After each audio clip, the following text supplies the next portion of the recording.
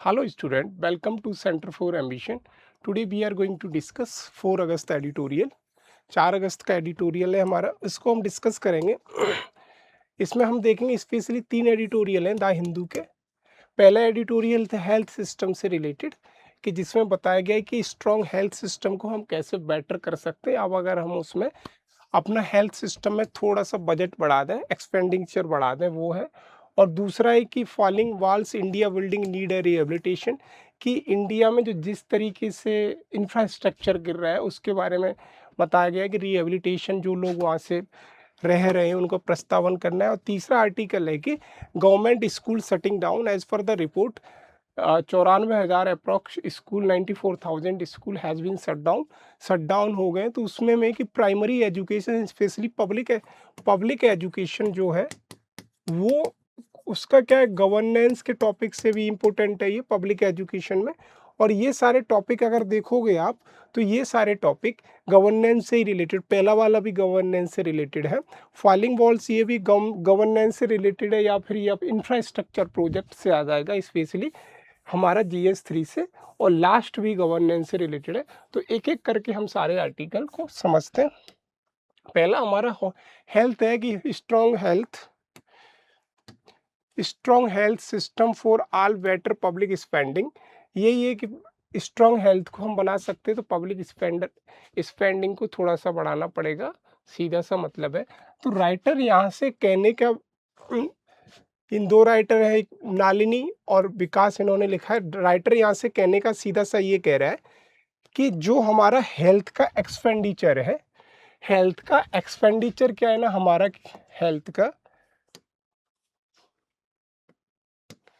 Health का जो हमारा एक्सपेंडिचर है, हेल्थ एक्सपेंडिचर वो देखा जाए, वो हमारा हेल्थ का एक्सपेंडिचर अभी करंटली कितना है। करंटली हमारा हेल्थ एक्सपेंडिचर 0.14 से लेके 1.9 GDP के हिसाब से है, परसेंट। अरे यार, जो हमारा हेल्थ का बजट है, हेल्थ बजट वो हमारा है 1.4% से लेके 1.9% तक। ये है हमारा अभी रिसेंटली का जो गवर्नमेंट एक्सपेंडिचर है वो।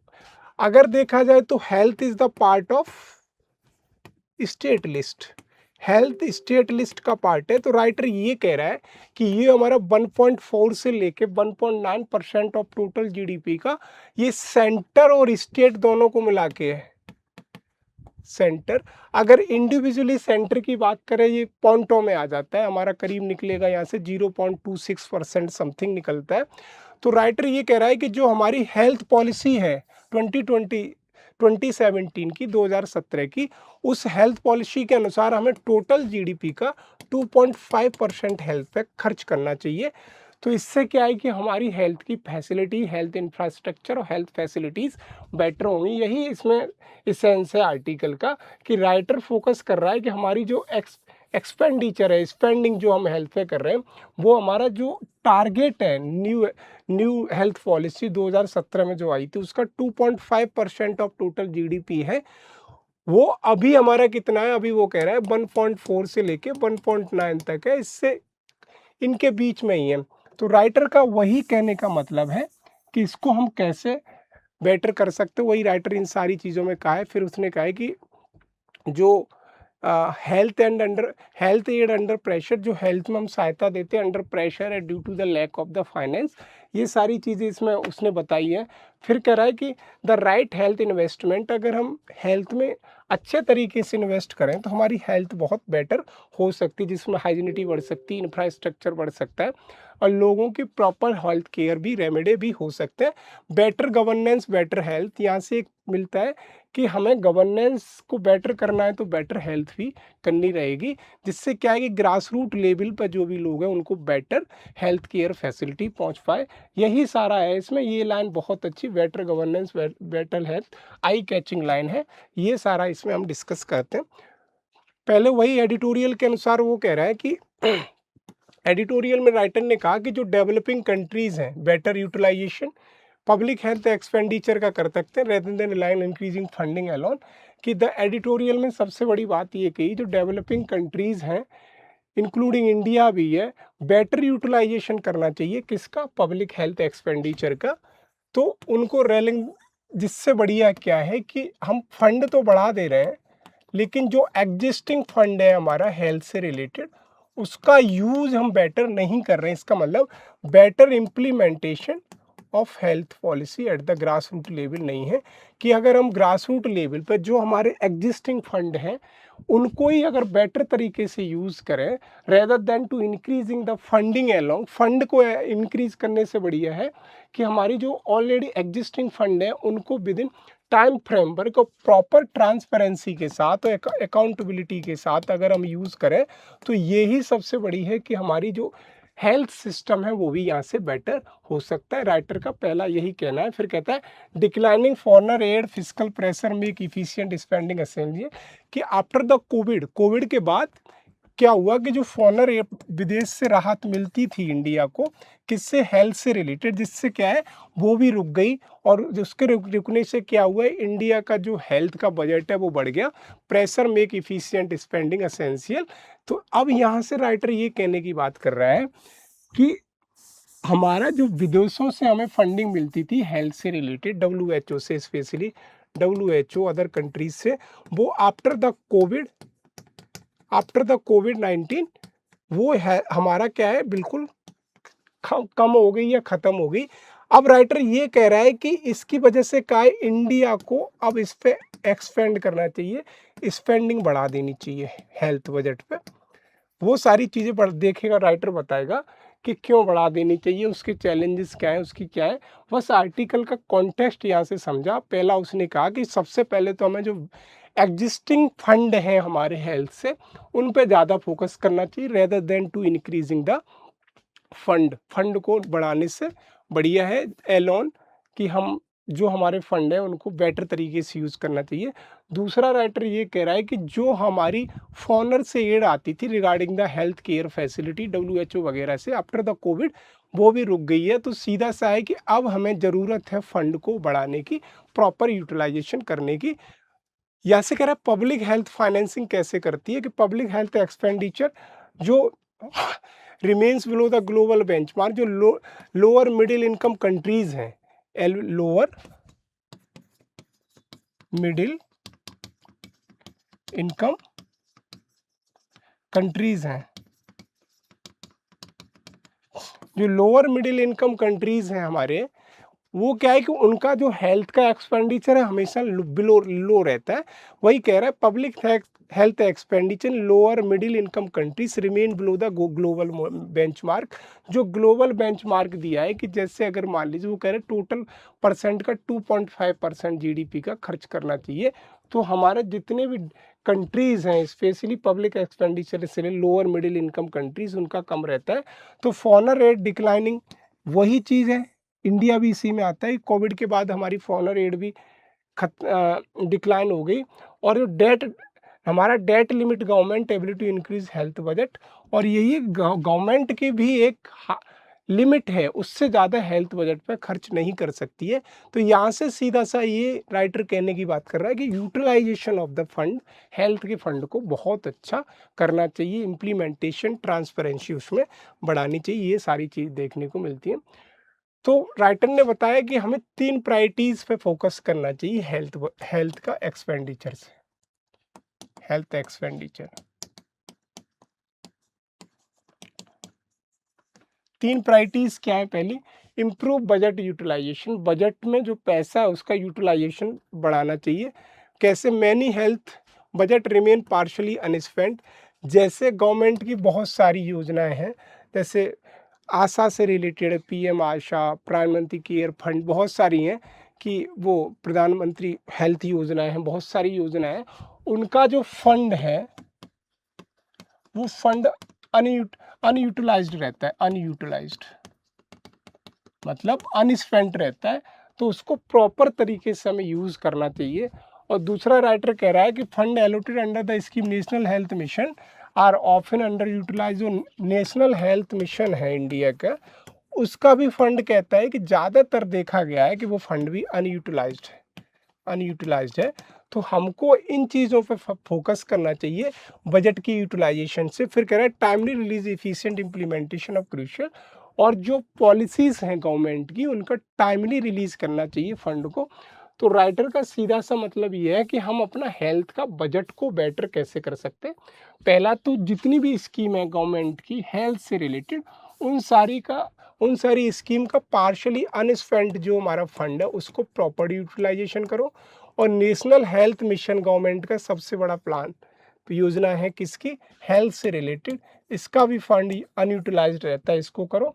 और टाइमली रिलीज करो, प्रॉपर इम्प्लीमेंटेशन करो हेल्थ पॉलिसीज ऑफ हेल्थ का टाइमली रिलीज करो, और उनका जो एक्सपेंडिचर है या दूसरे शब्दों में बजट है उसको प्रॉपर यूटिलाइजेशन करो। ये सारी चीज़ें क्या है, ये राइटर कह रहा है कि हेल्थ को हम कैसे बेटर कर सकते हैं। अनस्पेंट बजट जो भी स्कीम है उनका, और जो नेशनल हेल्थ मिशन है उसका, plus timely implementation of the policy and timely release of the money कहूँ या कहूँ बजट ऑफ द पॉलिसी। ये सारी तीन है कि हम कैसे यूटिलाइज कर सकते हैं। फिर राइटर कह रहा है कि जो हमारा high impact health care area है उनको हमें प्रायोरिटी देनी पड़ेगी। कैसे प्रायोरिटी, कि primary health care is necessary. तो पहले कहता है कि प्रायोरिटी सबसे पहले हमारी होना चाहिए किस पे, प्राइमरी हेल्थ केयर पे। प्राइमरी हेल्थ केयर का मतलब जो बहुत ज़्यादा क्रूशियल होते हैं, crucial health sector. Primary crucial health sector का जैसे मतलब, जैसे मैं अगर हूँ प्राइमरी हेल्थ केयर का मतलब जो हमारे लोकल डिस्ट्रिक्ट हॉस्पिटल्स होते हैं, लोकल या ब्लॉक पे हॉस्पिटल्स होते हैं, डिस्ट्रिक्ट प्राथमिक उपचार केंद्र जिन्हें बोलते हैं, या ब्लॉक लेवल पे जो हमारे health care hospital health care centre होते हैं, उन पे फोकस करना चाहिए। किसमें प्रॉपर मेडिसिन होना चाहिए, प्रॉपर इंफ्रास्ट्रक्चर होना चाहिए, और proper presentation of the doctor की होनी चाहिए। तो primary health care should be necessary. Primary health care पे हमें फोकस करना चाहिए, और प्रिवेंटिव हेल्थ केयर पे भी फोकस करना चाहिए। प्रिवेंटिव हेल्थ केयर का मतलब कि कोई भी जैसे कोविड आया तो कोविड का हमने प्रॉपर उसका क्या करवाया, वैक्सीनेशन करवाया। जैसे ही कोई भी होता है, अगर पोलियो है तो आजकल प्रिवेंटिव होता है कि बच्चा पैदा होता है तो वहीं से पोलियो का लग जाता है, और अगर मान ली डिप्थीरिया, ये सारी का टीका वहीं से लग जाता है। तो प्रिवेंटिव हेल्थ केयर पे भी फोकस करना चाहिए। और कह रहा है इम्यूनाइजेशन प्रोग्राम, जो हमने कहा टीका लगता है,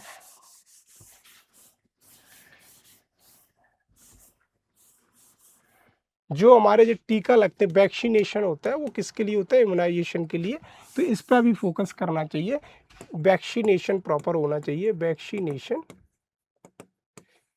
वैक्सीनेशन किससे, डिप्थीरिया होता है, परटश हो गया, टाइफाइड वाइफाइड, इनसे रिलेटेड जो भी वैक्सीनेशन, पोलियो हो गया, ट्यूबरक्लोसिस, बहुत सारे वैक्सीनेशन होता है, उसका प्रॉपर वैक्सीनेशन होना चाहिए।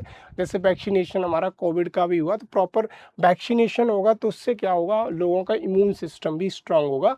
और प्रॉपर सैनिटेशन पे भी फोकस करना चाहिए, और डिसीज़ की सर्वेलेंस होनी चाहिए कि किस एरिया में, अगर किसी एरिया में किसी भी कारण से, मान लीजिए तमिलनाडु में कोई डिसीज़ आ गया, वहाँ पे किसी भी कारण से लोकल कैलामिटीज़ की वजह से, या मान लीजिए आसाम में रिसेंटली फ्लड आया, तो वहाँ पे जाहिर सी बात है, फ्लड आया है तो वहाँ पे डिजीज़ कुछ ना कुछ हो सकते हैं।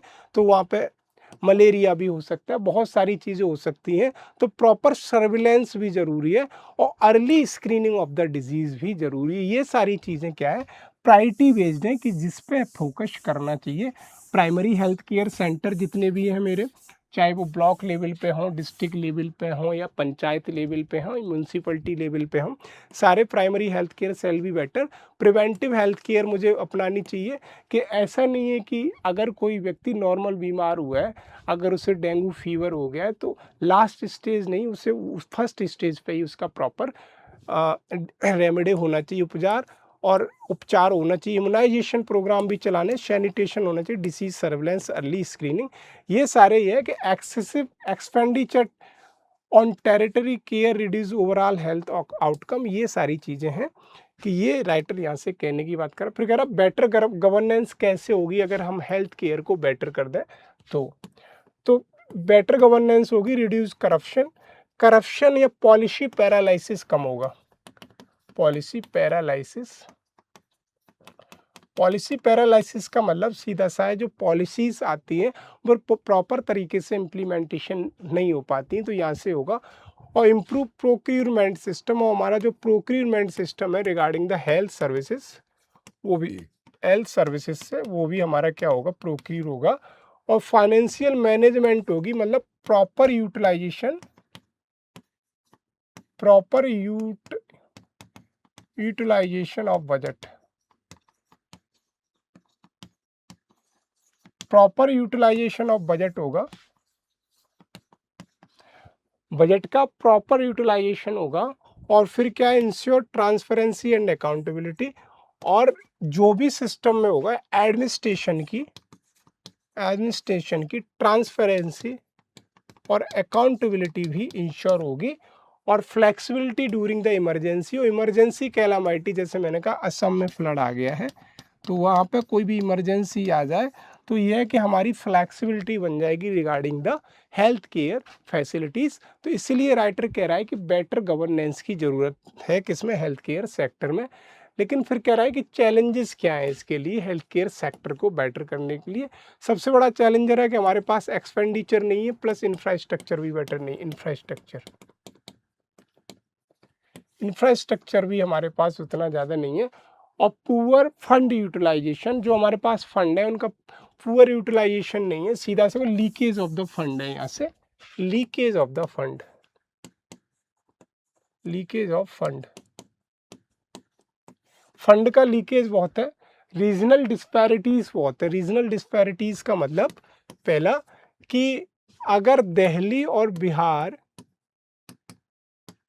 Delhi Bihar, eastern UP, MP, इनमें क्या जो फैसिलिटी, हेल्थ केयर फैसिलिटी हमारी दिल्ली में वो बिहार में नहीं है, जो यूपी में है वो एमपी में भी नहीं है। इनमें रीजनल क्या है, सीधी सी बात है, रीजनल क्या डिस्पैरिटीज़ बहुत है। तो सबसे बड़ा चैलेंजेस यही है हेल्थ केयर फैसिलिटी का कि regional disparities, specially remote area, जो रिमोट एरिया है हमारी, दूर दराज के क्षेत्र है, वहाँ पे हेल्थ केयर फैसिलिटीज़ नहीं है। इवन अगर देखा जाए, अभी 2 दिन पहले की बात है, एक लड़के ने ऑक्सीजन ख़त्म होने से एम्बुलेंस में ही दम तोड़ दिया। तो ये सारी चीज़ें दिखाती हैं कि हमारा कितना गवर्नेंस फेलियर है regarding the health care facilities in India. बहुत सारे ऐसे इश्यूज़ हैं कि लोग विदाउट ऑक्सीजन अभी भी मर जाते हैं, वो कोविड का टाइम तो छोड़िए। और इवन अगर आप सरकारी हॉस्पिटल में विजिट करोगे तो वहाँ पे कभी कभी देखा होगा एक्सपायर जो मेडिसिन होती हैं वो भी दे देते हैं। बहुत सारी हेल्थ केयर सेक्टर, तो ये मान लीजिए हेल्थ केयर सेक्टर इंडिया में, education sector, health care sector एक तरीके से वर्ज कर चुके हैं, नाउ ऑन द वर्ज, मतलब एक तरह से ख़त्म ही हो चुके हैं। ये मान लीजिए कि वो सिर्फ भगवान भरोसे ही चल रहे हैं, कुछ चीज़ें हैं। फिर अब weak primary health care, primary health care जो मैंने कहा, जो प्राइमरी प्राथमिक स्वास्थ्य केंद्र हैं इंडिया में, जैसे ब्लॉक लेवल पे, पंचायत लेवल पे, ग्रामीण लेवल पे, बहुत ज़्यादा वीक हैं। उसके बहुत सारे कारण हो सकते हैं। पहला कारण तो यही है कि डॉक्टर आते ही नहीं है, बहुत रेयर इन द रेयरेस्ट आता है। वहाँ पे जो भी फार्मासिस्ट होता है वही मेडिसिन देता रहता है। दूसरा इंफ्रास्ट्रक्चर, उनका इंफ्रास्ट्रक्चर ऐसा है कि बारिश के टाइम पे वो प्रॉपर काम भी नहीं करते। और कभी कभी देखा होगा कि वो बहुत ज़्यादा रिमोट एरिया में है, तो वहाँ पे प्रॉपर कह सकते हैं कि आने जाने का रास्ता भी नहीं है। अगर मान लीजिए वहाँ पे बारिश हो जाए या बहुत सारी प्रॉब्लम हो जाए, तो ये weak primary health care facilities है। और नॉन कम्युनिकेबल डिजीज़ का बहुत ज़्यादा बर्डन है। जैसे जो डिजीज़ का बर्डन सीधा है, जो कम्युनिकेबल डिजीज़ का मतलब एक जगह से दूसरी जगह लोगों में लग जाते हैं, ट्यूबरक्लोसिस हो गया, बहुत सारे हैं। नॉन कम्युनिकेबल डिसीज़ का बर्डन जैसे मलेरिया हो गया, डिप्थीरिया, ये सारे डिजीज़ हैं नॉन कम्युनिकेबल डिसीज़ का, उनका बर्डन बहुत ज़्यादा। जैसे कैंसर हो गया, कैंसर का बर्डन इंडिया पे बहुत ज़्यादा है, गवर्नमेंट कैंसर हो गया। और सारे डिजीज़ हैं, जैसे कोविड हुआ था, तो कोविड तो कम्युनिकेबल डिसीज़ था, नॉन कम्युनिकेबल डिसीज़ की बात हो रही, इनका बर्डन बहुत ज़्यादा है। तो राइटर सीधा सा कह रहा है कि गवर्नमेंट के पास सबसे बड़े चैलेंजेस क्या हैं, कि पब्लिक एक्सपेंडिचर हमारे पास 1.4% जीडीपी से लेके 1.9% जीडीपी है, वो भी जिसमें भी हमारा सेंटर और स्टेट दोनों इंक्लूड हैं। और बेटर यूटिलाइजेशन ऑफ फंड हो ही नहीं रहा है, सीधा इसका लीकेज ऑफ द फंड बहुत ज़्यादा है। Regional disparities regarding the health care facilities बहुत ज़्यादा है। एमपी, यूपी, दिल्ली, आगरा, बॉम्बे, इसमें अगर देखो रीजनल डिस्पैरिटीज बहुत है। तो मेनली जो लोग हैं रूरल एरिया के, they are depend on the urban area, specially the private sector of the private sector of the medicare, private sector में स्पेशली वो डिपेंड है। ये सारी चीज़ें हैं किसकी, challenges of the health care sector. तो राइटर कह रहा है how to make this sector are efficient, कैसे बना सकते हैं। तो इनकी इफिशियंसी बढ़ाने के लिए सबसे बड़ा है कि increasing expenditure as per the new health policy 2017। National health policy 2017 थी। नेशनल हेल्थ पॉलिसी 2017 के अनुसार टोटल जीडीपी का हमारा मिनिमम कितना खर्च होना चाहिए, 2.5% ऑफ जीडीपी किस पे, हेल्थ सेक्टर पे। और अभी हमारा कितना हो रहा है, अप्रोक्स 1.54% रिसेंट का। तो ये सीधा कहो करीब डबल का फर्क है यहाँ पे। तो न्यू सीधा है कि इफिशियंसी एक्सपेंडिचर बढ़ाएंगे तभी बढ़ेगी। और प्राइमरी हेल्थ केयर अगर हमने अच्छा कर लिया, प्राइमरी हेल्थ केयर में बार बार कह रहा हूँ कि primary health care the simply means दो health care institute located at the grass root level, specially जैसे मैंने कहा डिस्ट्रिक्ट लेवल पे होगा, प्राथमिक स्वास्थ्य केंद्र जिसे बोलते हैं, या कहूँ ब्लॉक लेवल पे हो गया, या मान लीजिए कि हमारा पंचायत लेवल पे हो गया। वो सारे प्राइमरी हेल्थ केयर इंस्टीट्यूट हैं, अगर उनको मैं अगर बेटर कर लूँ, प्राइमरी हेल्थ केयर जो सर्विसेज हैं उनको बेटर कर लूँ जो ग्रास रूट लेवल पे मिलती हैं, तो मेरा हेल्थ केयर सेक्टर बहुत अच्छा हो सकता है।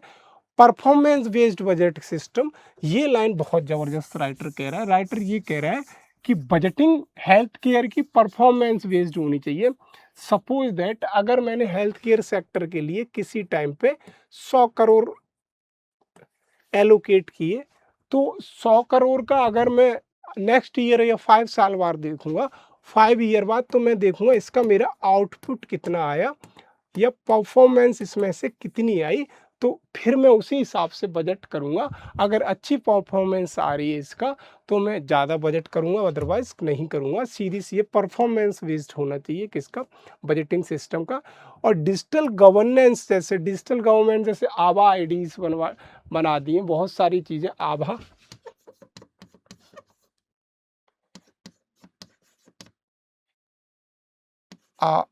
आभा आईडीज बनाई है गवर्नमेंट ने। इसके अलावा ई हेल्थ प्रोग्राम गवर्नमेंट के चलते हैं, बहुत सारे हैं कि डिजिटल गवर्नेंस, जिससे क्या है कि सारी जिन लोग हैं जो सिटीजन ऑफ इंडिया है उनका सारा data regarding the health care government के पास रहेगा। तो कोई किसी भी व्यक्ति का अगर इमरजेंसी टाइम पीरियड पे उसकी जो भी जांच है, ब्लड ग्रुप क्या है और उसकी क्या प्रॉब्लम्स हैं, अगर डेटा पहले से कलेक्टेड रहेगा तो इमरजेंसी टाइम पे हम उसको बहुत जल्दी टैकल कर पाएंगे केसेस को। तो डिजिटल हेल्थ गवर्नेंस को प्रमोट करना चाहिए और आउटकम ओरिएंटेड मॉनिटरिंग या proper auditing of the health care sector. Health care sector को हमें प्रॉपर ऑडिटिंग करना चाहिए। जो भी हॉस्पिटल्स हैं या मान लीजिए जो भी हमारे प्राथमिक स्वास्थ्य केंद्र हैं उनको प्रॉपर मॉनिटरिंग करना चाहिए या ऑडिटिंग करना चाहिए। यही राइटर सीधी सी बात कह रहा है। बाकी इसमें डेटा है उसका कोई मतलब नहीं था, हमने मेन डेटा था वो निकाल लिया। बाकी वो लोकल का एमपी का डेटा है, छत्तीसगढ़ का डेटा है, उसने सारी पॉपुलेशन, अगर छत्तीसगढ़ में कितनी ट्राइबल पॉपुलेशन हेल्थ फैसिलिटी से वंचित है, ये सारी दिए, तो उनका कोई भी मतलब नहीं था, इसलिए हमने ज़्यादा नहीं लिया है। नेक्स्ट आर्टिकल आता है हमारा falling walls, India building need wide speed rehabilitation word. ये सीधा सा यही कह रहा है कि रिसेंट बिल्डिंग कॉलेप्स हो रही हैं हर जगह, सिटीज़ में हो रही, पुअर मेंटेनेंस की वजह से और बहुत सारे रीज़न की वजह से। Weak enforcement building safety regulation, सीधा सा कह रहा है कि कहीं पे अर्बन एरिया में सबसे ज़्यादा क्या है, कहीं दीवार गिर जा रही है और कहीं पे बहुत ज़्यादा मान लीजिए कि फ्लैट्स वगैरह हैं वो बने, बिल्डिंग गिर जा रही हैं, तो वहाँ से लोगों को सबसे बड़ी प्रॉब्लम आ रही रिहेबिलिटेशन का। और मेन क्वेश्चन जो राइटर कर रहा है, ये जो भी जिस अथॉरिटी ने भी लाइसेंस दिया था बनाने का regarding the building safety regulation का, सबसे बड़ा क्वेश्चन मार्क इन्हीं पे है कि ये बिल्डिंग कैसे गिर जा रही है। जैसे भी आप देख रहे हैं गवर्नमेंट के पब्लिक जितने भी इंफ्रास्ट्रक्चर है, हाईवेज हो गया और ब्रिज हो गए, ये भी देखा पहली बारिश में ही आके नीचे निकल गए। तो यहाँ पे स्पेशली बात कर रहा है कि जो आगरा में आगरा डेवलपमेंट अथॉरिटी है वो देती है, तो वो कैसे उसके नॉर्म से, वो सारी चीज़ें इसमें बताई गई हैं। राइटर कह रहा है कि मेन इशू क्या है कि why are building collapse, building गिर क्यों रही है। पहला सा एजिंग इंफ्रास्ट्रक्चर, कुछ इंफ्रास्ट्रक्चर बहुत पुराने हो गए, उसकी वजह से गिर रहे हैं, तो उनको भी प्रॉपर मॉनिटरिंग नहीं की गई है। तो इससे भी सीधा है कि जान माल का खतरा है, लाइफ्स का खतरा है लोगों का यहाँ से, ये राइटर कह रहा है। दूसरा कह रहा है पुअर मेंटेनेंस, जो ऑलरेडी बने उनका पुअर मेंटेनेंस भी नहीं हुआ है, बहुत कम मेंटेनेंस नहीं, इलीगल कंस्ट्रक्शन बहुत जगह हुआ है। और म्यूनसिपल गवर्नेंस, ये वाला क्वेश्चन सी, म्यूनसिपल गवर्नेंस का मतलब सीधा सा मैं कह रहा हूँ हमारा 74 कॉन्स्टिट्यूशनल अमेंडमेंट एक्ट कि जो हमारी म्यूनसिपल गवर्नेंस है, weak of municipal governance norms and regulation बहुत कमज़ोर है। उसके स्ट्रक्चरल ऑडिटिंग, जो हमारे इनएडुकेट स्ट्रक्चर बनाए गए, स्ट्रक्चरल ऑडिटिंग, उनकी ऑडिटिंग भी प्रॉपर नहीं गई। करप्शन भी बहुत ज़्यादा है उस एरिया में, करप्शन इन्फोर्समेंट भी बहुत ज़्यादा है। तो ये सारे चीज रीज़न है किसकी कि बिल्डिंग बहुत जल्दी गिर जाती है, reason for the building collapse का। राइटर इसमें बिहार का एग्जाम्पल ले रहा है, यूपी का एग्जाम्पल ले रहा है, एमपी का बहुत सारे जहाँ पे फ्लड वगैरह आया, पुणे का एग्जाम्पल लिया इसने, महाराष्ट्र का वो एग्जाम्पल लिए, और एक दो का नाम लिया। तो हमने मेन चीज़ें एग्जाम्पल, जैसे उसने कहा रिसेंट एग्जाम्पल भिवांडी महाराष्ट्र में बिल्डिंग कोलैप्स, बहुत सारे लोग मारे गए, दिल्ली, राजकोट, जयपुर, कोलकाता, पुणे, ये सारी चीज़ें हैं। फिर कह रहा है इनके चैलेंजेस क्या हैं कि वाई आर यू नॉट, कि गवर्नमेंट क्यों नहीं इन्हें टैकल कर पाई, why are the government are not able to tackle these challenges, क्यों नहीं कर पाती है। तो सीधा सा है कि अर्बनाइजेशन विदाउट प्लानिंग हो रहा है। तो जाहिर सी बात है कि अभी रिसेंटली देखा गया आगरा में कि एक दुकान नाले के ऊपर इलीगल तरीके से बनाई गई थी, तो वहाँ पे क्या है, हल्का सा नाले में फ्लैश फ्लड आया और वो महिला तुरंत ही उस नाले में समा गई, उसकी बेस टूट गया, किसका, दुकान का। तो ये सीधा है कि illegal without the proper planning हमने बनाया हुआ, ये भी एक चैलेंज है। और lack of rehabilitation policy, rehabilitation policy भी गवर्नमेंट की फेलियर है कि गवर्नमेंट अगर किसी भी व्यक्ति को रिहेबिलिटेट करती है तो वहाँ से lack of government rehabilitation proper policy. और कह रहा है पॉलिटिकल रेजिस्टेंस डिमोलेशन, ये सारी प्रॉब्लम, इनसफिशिएंट म्यूनसिपल कैपेसिटीज, ये सारी। और सबसे बड़ा है पॉलिटाइजेशन होता है, सीधा पॉलिटाइजेशन दिखाई देगा आपको। गवर्नेंस मेजर क्या चाहिए हमें, गवर्नमेंट के मेजर क्या है कि how to tackle these problem, कि हमें सबसे पहले मैंडेटरी स्ट्रक्चरल जो भी स्ट्रक्चर उसको ऑडिट करना चाहिए। फिर कह रहा है rehabilitation institute of delayed demolition, demolition से बेटर है कि हमें पहले उनका रिहेबिलिटेशन करना चाहिए। अगर पता चल रहा है कि सर्टेन एरिया में कोई भी बिल्डिंग अगर मुझे लग रहा है कि वो इलीगल तरीके से बनाई गई है, तो मुझे सबसे पहले उनका रिहेबिलिटेशन करना चाहिए, फिर demolition. Stronger municipal accountability, municipal corporation की जो अकाउंटेबिलिटी उसको बढ़ाना चाहिए। GIS बेस्ड इंफ्रास्ट्रक्चर, सीधी बात करें कि हमें प्रॉपर उसकी सर्विलेंस वगैरह करनी चाहिए। और कह रहा है सिटीजन पार्टिसिपेशन भी होना चाहिए, जो भी चीज़ बन रही है उसमें, ये सारी चीज़ें इसमें मेंशन है। वो आर्टिकल इतना इम्पोर्टेंट नहीं था, ये आर्टिकल बहुत ज़्यादा इम्पोर्टेंट है। Why are the government school shutting down, government के स्कूल बंद क्यों हो रहे हैं। तो इसमें यही कहा गया है कि as per the NITI Aayog की रिपोर्ट के अनुसार, नीति आयोग ने ये कहा है कि पिछले कुछ सालों में अप्रॉक्स 90,000 स्कूल शट डाउन हो गए। और फिर कह रहा है कि जिससे क्या हुआ कि हमारा इनरोलमेंट रेशियो था, इनरोलमेंट रेशियो बहुत कम हो गया, स्पेशली किसका, वनरेबल सेक्शन ऑफ सोसाइटी का, SC का, ST का, OBC का, उन लोगों का, ट्राइबल पीपल का। वही राइटर इनमें कह रहा है कि 2.4 करोड़ क्या नाम है, crore decline in government school enrolment, कह रहा है 2.06 करोड़ डिक्लाइन हुआ इनरोलमेंट में से। तो यहाँ पे राइटर का सीधा सा कहने का मतलब है कि 94,000 स्कूल के शटडाउन से 2.06 करोड़ जो इनरोलमेंट हुए हैं वो सॉरी इनरोलमेंट कम हुए हैं सीधा, कि जिन लोगों का एडमिशन जिनमें होना था वो कम हो गया, नहीं हुआ है सीधा, इनरोलमेंट नहीं हुए। वो लोग कौन थे? वो लोग स्पेशली कौन थे? वो डिप्राइव्ड सेक्शन ऑफ सोसाइटी के लोग थे, डिप्राइव्ड, गरीब लोग थे। डिप्राइव्ड सेक्शन कौन कौन हो सकता है? SC, ST, ट्राइबल पीपल और पुअर पीपल, कोई भी होते। स्पेशली राइटर कह रहा है कि why are the government school shutting down, कि गवर्नमेंट स्कूल शटिंग डाउन को क्यों हो रहे हैं, एकदम बंद क्यों हो रहे हैं। पहला तो राइटर का कंसर्न ये है। फिर कह रहा है कि which state are among the worst affected, सबसे ज़्यादा अफेक्टेड स्टेट कौन सी? तो राइटर यहाँ से कह रहा है कि यूपी, सबसे ज़्यादा यूपी में बंद हुए, फिर मेरा मध्य प्रदेश में, फिर महाराष्ट्र में। ये से कह रहा है कि यूपी नंबर 1 है शटिंग डाउन ऑफ स्कूल में। अगर शटिंग डाउन में यूपी नंबर 1 है तो जाहिर सी बात है यूपी में सबसे कम इनरोलमेंट हुए होंगे। वही सारी चीज़ें। फिर कह रहा है कि इम्पैक्ट क्या होगा, what are the impact of shutting down the schools का। ये पहली इम्पैक्ट यही होगा कि इनरोलमेंट कम हो जाएगा, और जो प्राइमरी हेल्थ की प्राइमरी क्या कह रहा हूँ मैं, प्राइमरी एजुकेशन है वो लोगों तक नहीं पहुँचेगी। तो यहाँ से राइटर सीधा कह रहा है कि जो हमारी न्यू एजुकेशन पॉलिसी थी 2020 की, उसका भी सीधा सा प्रोविज़न है, उसका भी कहीं पे न कहीं क्वेश्चन मार्क लगता दिख रहा है। Who is responsible for this trend, ये रेस्पॉन्सिबल कौन है इसके लिए कि स्कूल एकदम इतने शट डाउन हो गए। यही सारा इसमें आर्टिकल का है। तो ये आर्टिकल हमारा गवर्नेंस से हम कनेक्ट कर सकते हैं। डेटा हमारा याद रखना है, 94,000 school, 2.06 crore student are decreasing from the enrolment, या सीधी है डिप्राइव्ड फ्रॉम द इनरोलमेंट। ये सारी चीज़ें इसमें मेंशन है। तो राइटर का सबसे पहला यही उसने कहा कि रीज़न क्या है किसका, स्कूल क्लोजिंग का। पहला डाटा क्या था हमारा, डेटा की अगर बात करूं तो सीधा राइटर कह रहा है कि 94,000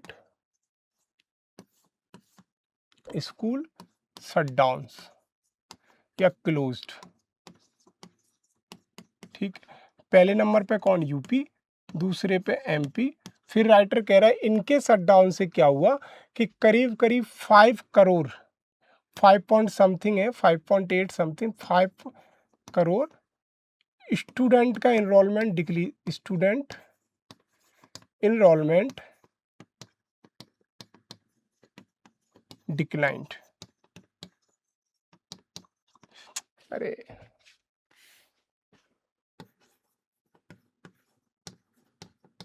डिक्लाइंड हो गया।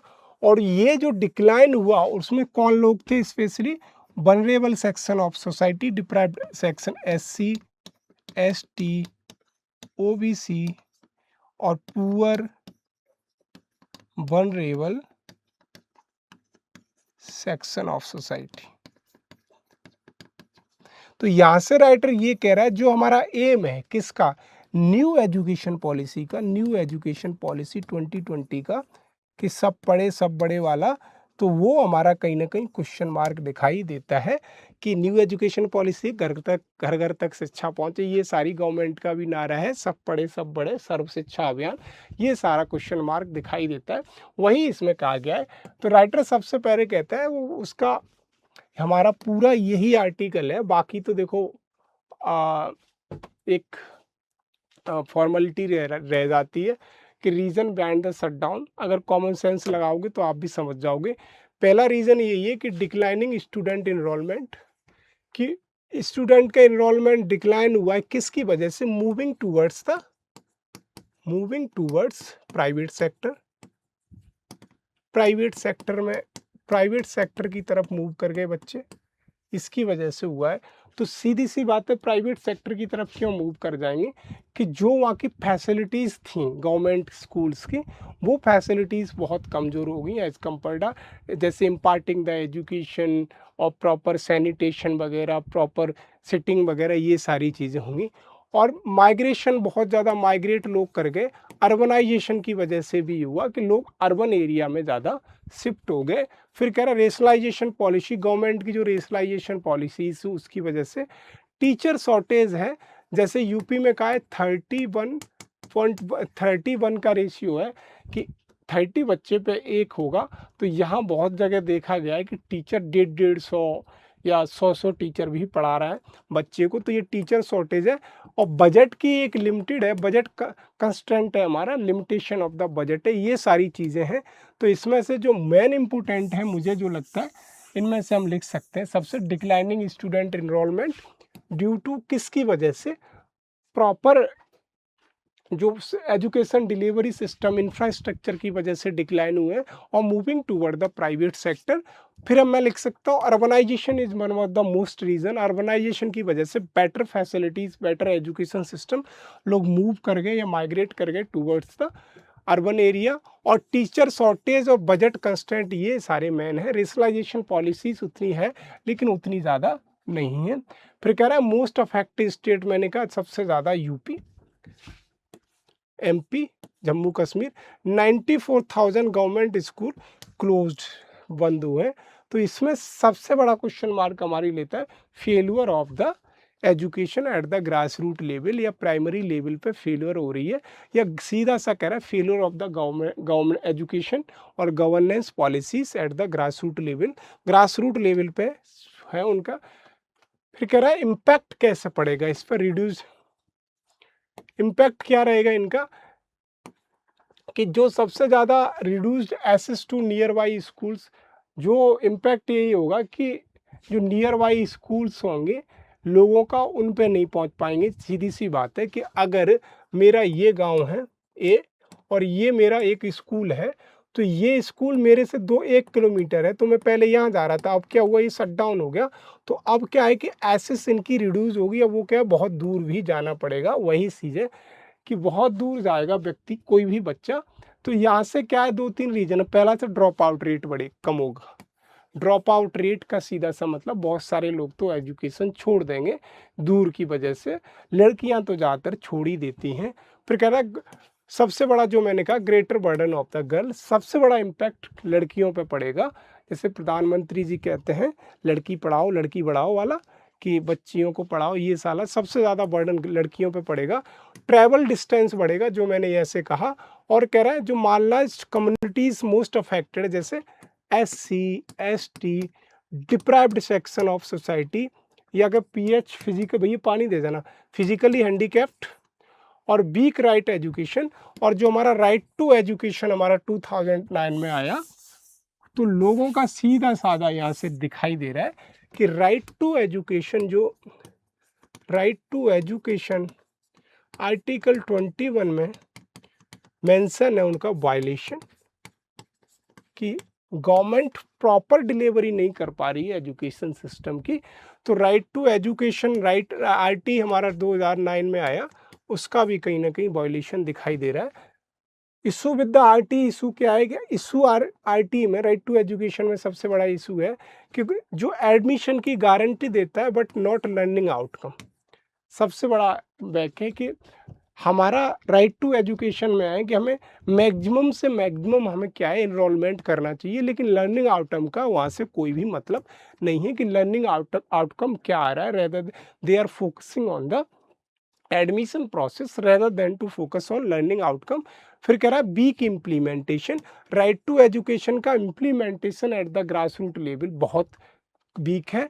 और school management committee of in ineffective, school की जो मैनेजमेंट कमेटी है वो भी इनफेक्टिव है या इनफिशियंट है। और क्या teacher vacancy remain high, teacher की वैकेंसी हाई है। तो IT की सबसे बड़ी प्रॉब्लम यही है कि राइट टू एजुकेशन 2009 से लेके अब तक प्रॉपर तरीके से हमारा इम्प्लीमेंट इसलिए नहीं हो पाया कि जो हमारी लर्निंग आउटकम पे हमने फोकस नहीं किया, हमने सिर्फ फोकस किया किस पे, सीधा फोकस किया हमने एडमिशन पे, कि इनरोलमेंट बढ़ाना है हमें पहला। दूसरा, हमने टीचर को प्रॉपर ट्रेनिंग नहीं की, infrastructure problem, weak implementation of policy, और ये सारे रीजन दिखाई देने पड़ रहे हैं as per the article. Recommendation क्या है, रिकमेंडेशन क्या है कि राइटर कह रहा है कि सीधा सा है कि हम जो बच्चे हैं उनको बेटर एजुकेशन फैसिलिटीज़ का दे सकते हैं। पहला तो रिकमेंडेशन यही है कि अगर स्कूल बंद हो गया, उसका जो पड़ोसी स्कूल है उसको हमें बहुत अच्छा करना चाहिए, टीचर प्रॉपर आने चाहिए, ट्रेनिंग टीचर की होनी चाहिए, बेटर इंफ्रास्ट्रक्चर होना चाहिए। ये सारी की स्ट्रेंथ इन नेबरहुड स्कूल्स को हमें मजबूत करना चाहिए। टीचर की जो वैकेंसीज़ हैं, टीचर जो वैकेंसीज़ हैं, उनका जो खाली जगह हैं, उनको भी भरना चाहिए। और स्कूल इंफ्रास्ट्रक्चर जो मैंने बताया, इंफ्रास्ट्रक्चर स्पेशली बहुत से एमपी में पाया गया कि बच्चों के पास प्रॉपर टॉयलेट ही नहीं है। इवन दूसरे शब्दों में कहूँ, प्रॉपर फैन वगैरह भी नहीं है स्कूल में।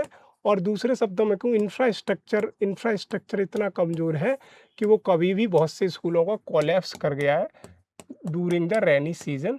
तो ये सारी हैं कि स्कूल का इंफ्रास्ट्रक्चर भी हमें अच्छा करना चाहिए। एजुकेशन फंडिंग, सीधी सी बात है, जो एजुकेशन में as per the new education policy के अनुसार हम जो खर्च कर रहे हैं, कितना 6% ऑफ जीडीपी, वो हमें यहाँ पे लागू करना है। 6% ऑफ जीडीपी हेल्थ एजुकेशन में 2.5%, और एजुकेशन में वो हेल्थ सेक्टर में कितना करना है, 2.5% as per the new health policy 2017 में आई थी।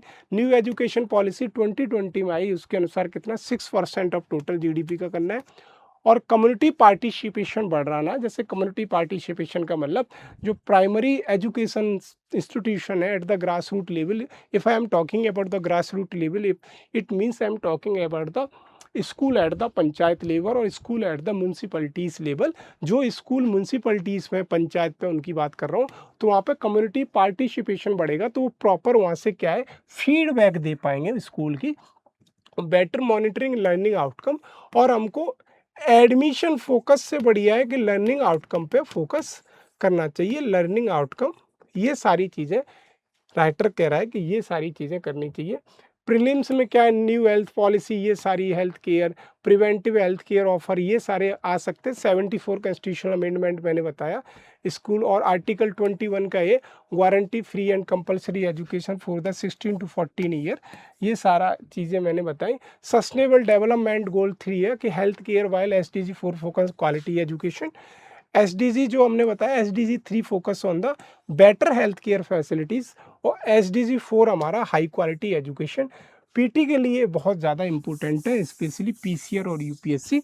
पीसीएस तो SDG से यहाँ से पूछ ही लेता है। पहला, new health national health mission क्या करना चाहिए, उसको स्ट्रेंथन करना चाहिए। प्रिवेंटिव हेल्थ केयर फैसिलिटीज़ को long term public health return access curative care हमने करना चाहिए। 74 कॉन्स्टिट्यूशनल अमेंडमेंट जो इम्पावरेबल लोकल बॉडीज़ को, किसके लिए बात हो रहा है, ये हेल्थ केयर फैसिलिटीज़ के लिए, और हमारा एजुकेशन सिस्टम के लिए भी इसको बेटर कर सकते हैं। फिर कह रहा है कि स्कूल रेशनलाइजेशन एम टू, क्या रिसोर्स को मैनेजमेंट एजुकेशन एसेस। सबसे इंपॉर्टेंट आर्टिकल 21 वो कह रहा है कि guarantee free and compulsory of the every children age 6 to 14 year. फिर कह रहा है SDG 3 is related to the health care facilities, proper health care facilities, and SDG 4 is related to the quality of the education shall be improved. ये सारी चीज़ें आज के तीनों आर्टिकल की हमने यहाँ पे सारी सी ये इसेंस पूरा है, इससे हम ये चीज़ें कनेक्ट कर सकते हैं। तो आज के लिए इतना ही, मिलते हैं अगले